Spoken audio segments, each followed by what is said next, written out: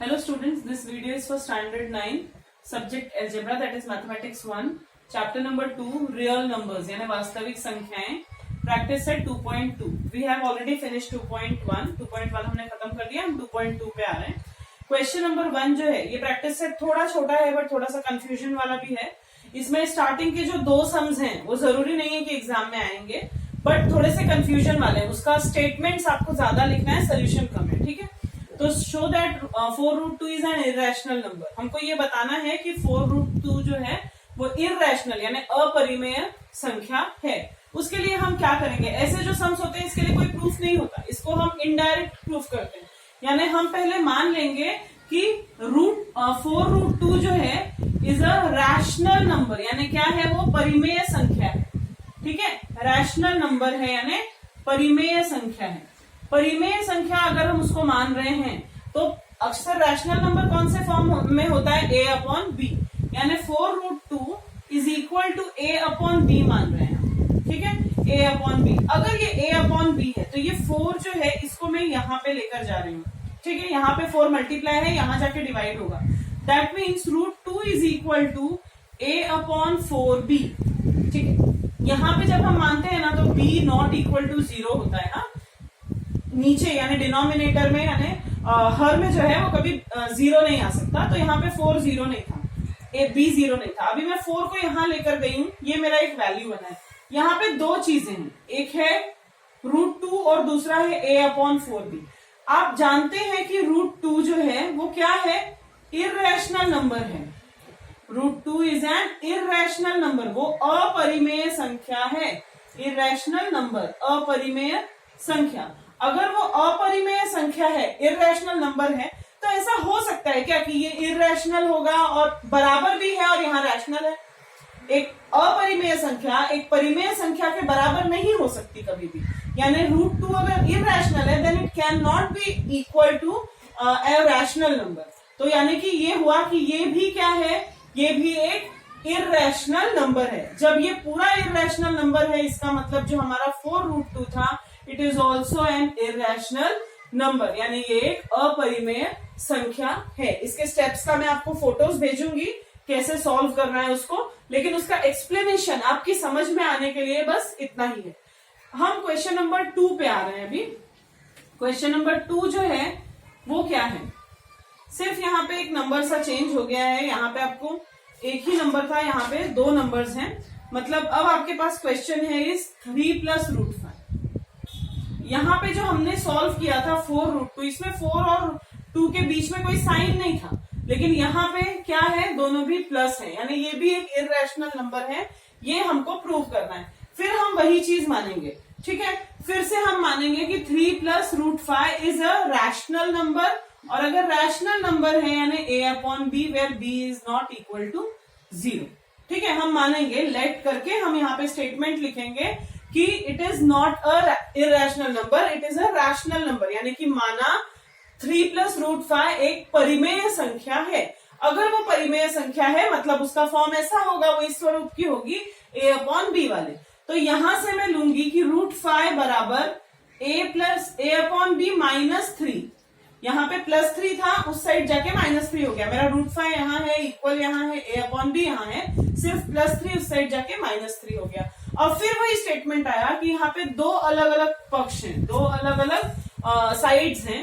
तो अगर as we all know √5 is an irrational number, वो कैसा नंबर है, इरेशनल है. इरेशनल मतलब अपरिमेय संख्या है. अगर वो इरेशनल नंबर है तो an irrational number can not be equal to a rational number. एक अपरिमेय संख्या किसी परिमेय संख्या के बराबर नहीं हो सकती.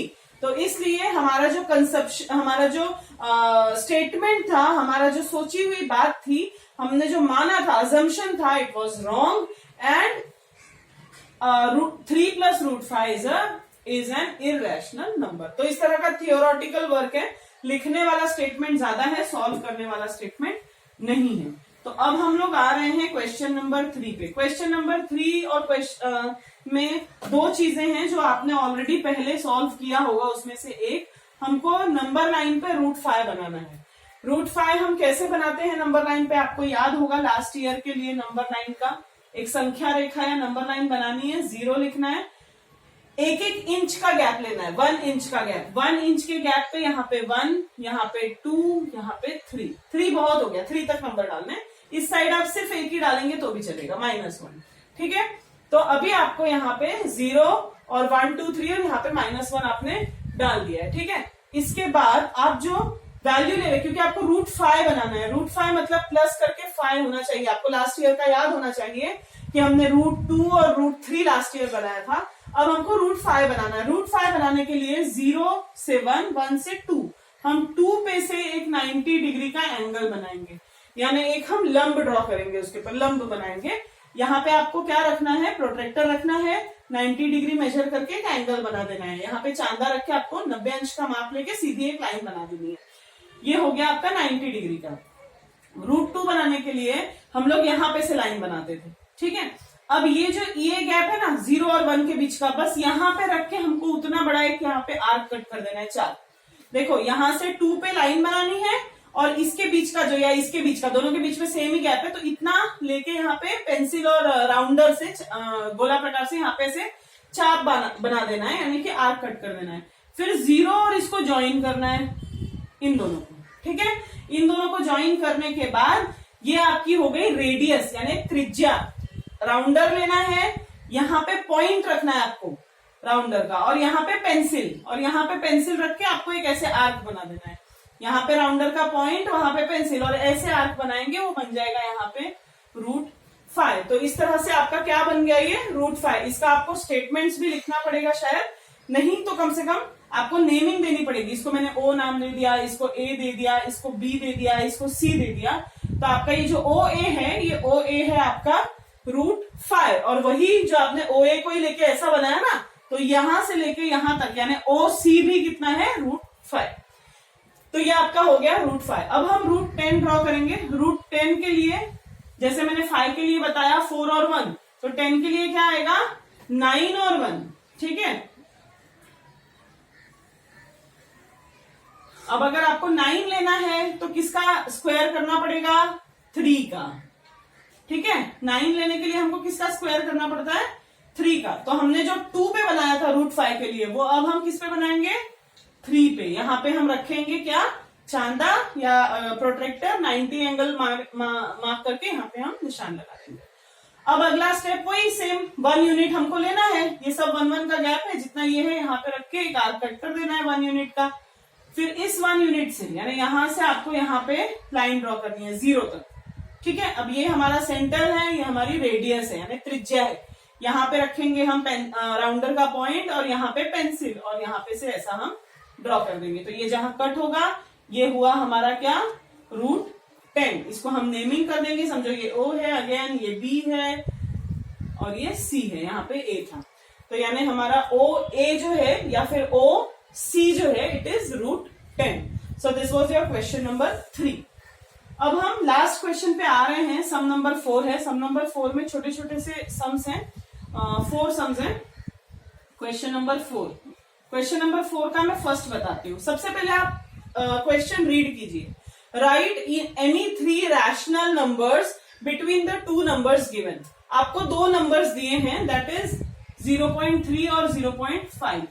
इन दोनों के बीच के आपको 3 रैशनल नंबर्स बताने हैं, यानी 3 नंबर्स बताने हैं और कुछ नहीं। अभी आप देखो कैसे आप ध्यान दोगे, सॉरी इट इज -0.5। अगर आपको याद होगा तो ये नंबर लाइन होती है, यहाँ 0, यहाँ प्लस के नंबर्स आते हैं और यहाँ माइनस के नंबर्स आते हैं। अब ये यहाँ पे होगा समझो -0.5, और यहाँ पे होगा समझो 0.3। तो इन दोनों के बीच के नंबर आपको बताने हैं। जैसे हम यहाँ जाएंगे तो क्या आएगा, -0.4, फिर हम और यहाँ जाएंगे तो -0.3, और यहाँ जाएंगे तो -0.2। सिर्फ वही नंबर्स आपको लिखने हैं। आप बहुत सारे नंबर्स हैं बीच में, आप अपनी मर्जी के कोई भी 3 नंबर्स लेकिन बीच के होने चाहिए। ठीक है, तो आपको लिखना पड़ेगा द रैशनल नंबर्स बिटवीन 0.3, हम लिखेंगे the rational numbers, the rational numbers, सबका फॉर्मेट यही होगा, बिटवीन 0.3 एंड -0.5 आर, मतलब 0.3 और -0.5 के बीच के परिमेय संख्याएं, ठीक है। परिमेय संख्या आपको कोई भी आप अपनी मर्जी से लिख सकते हैं, जैसे कि मैं लिख रही हूँ 0.5 से बड़े नंबर्स, मतलब उस तरफ जाने वाले, यानी -0.4, -0.3, -0.1, 0 and 1, नॉट 1, 0.3 है ना, तो हम यहाँ पे 0.1, 0.2 यहां तक हम ले सकते हैं। आपको 3 ही पूछा है, आप जितने इसमें और भी नंबर्स आ सकते हैं एक्चुअली। अगर आप 4-1 लिखो, फिर 4-2, 4-3 ऐसे वाले भी नंबर आएंगे, तो उस हिसाब से आपको नंबर्स लेने हैं, ठीक है। तो ये हुआ आपका फर्स्ट सम। अब हम सेकंड सम पे आते हैं। सेकंड सम देखिए, सेकंड सम में जो नंबर्स दिए हैं वो है -2.3 एंड -2.33। अब ये नंबर्स ना आप अपने दिमाग में थोड़ा सा जजमेंट बना लीजिए।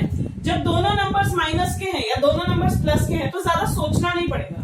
देखो, हम डेसिमल के बाद जब भी हम 0 लगाते हैं ना, तो उसकी कोई वैल्यू नहीं होती। हम इसके आगे 10 0 भी लगा दें तो भी उसको काउंट नहीं किया जाएगा।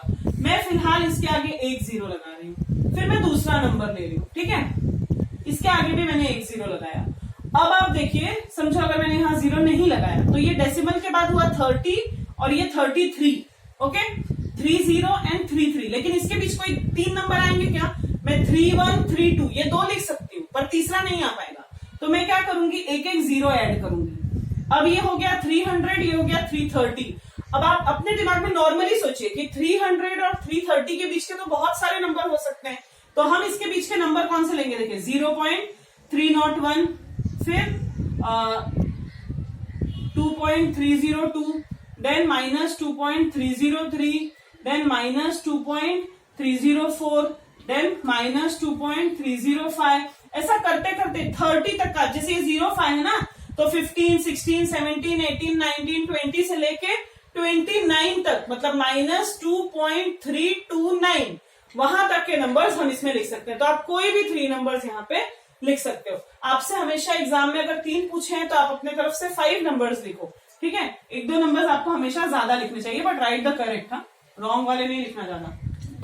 देन अभी हम थर्ड वाले पे आ रहे हैं, क्वेश्चन नंबर 3 का थर्ड। इसमें हमको 2 नंबर्स दिए, दैट इज 5.2 एंड 5.3। यहाँ पे दोनों प्लस के हैं, सो ज्यादा सोचना नहीं है। हम क्या करेंगे, एक 0 ऐड करेंगे।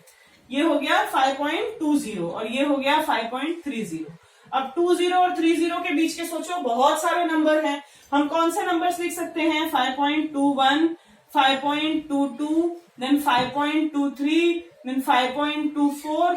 ऐसे करते करते हम 29 तक नंबर्स लिख सकते हैं, 5.29, ठीक है। तो ये हो गए इसके बीच के कोई भी 3 या 4 नंबर्स आप लिख सकते हैं। एंड द लास्ट वन जो है वो है -4.5 एंड -4.6। अगेन बहुत ही सिंपल सा है, आप इसको लिखो 50 और यहाँ पे लिखो 60। अब ये 50 और 60 के बीच के आप बहुत सारे नंबर्स लिख सकते हो, जैसे कि -4.51, -4.52, देन -4.53, देन -4.54, -4.55। ऐसे करते करते -4.56, -4.57, -4.58 एंड -4.59। इतने सारे नंबर्स आप लिख सकते हो। कोई भी 3 नंबर्स आपको उसके बीच से लिखने हैं, बट स्टेटमेंट होना चाहिए यहाँ पे, हाँ, the rational numbers between -4.5 and -4.6 are, ठीक है। यानी कि -4.5 और -4.6 के बीच की परिमेय संख्याएं निम्नलिखित हैं। तो ऐसे करके आप इसमें से कोई भी 3 नंबर्स लिख सकते हो, ठीक है। तो ये हो गया आपका अलजेब्रा का चैप्टर नंबर 2 रियल नंबर्स का प्रैक्टिस सेट 2.2। Thank you.